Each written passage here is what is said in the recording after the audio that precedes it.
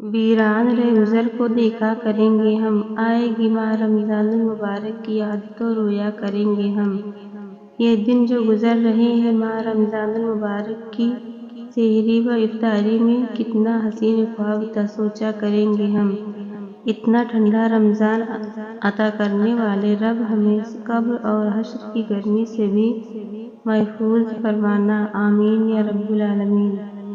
روزہ دار کے لیے دریائے مچھلیاں تک دعائے مغفرت کرتی ہیں اور افطاری کے وقت تک کرتی رہتی ہیں۔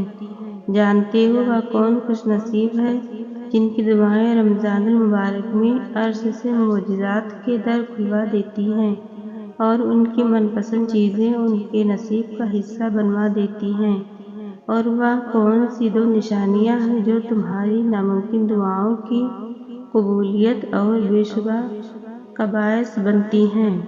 تو سنو، جب اللہ رمضان المبارک میں تمہاری ناممکن دعاؤں کو قبول کرنے لگتا ہے تو اچانک کچھ نشانیاں تم پر ضرور ظاہر فرماتا ہے۔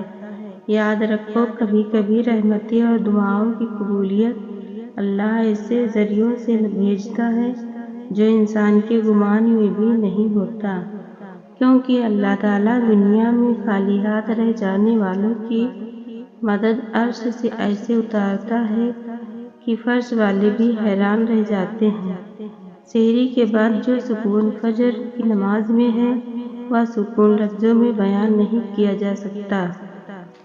یا اللہ، ہم تیرے گنہگار بندے ہیں، خطا کار بندے ہیں، اس رمضان المبارک کے صدقے ہمارے سارے گناہوں اور ساری خطاؤں کو معاف کر دے، آمین یا رب العالمین۔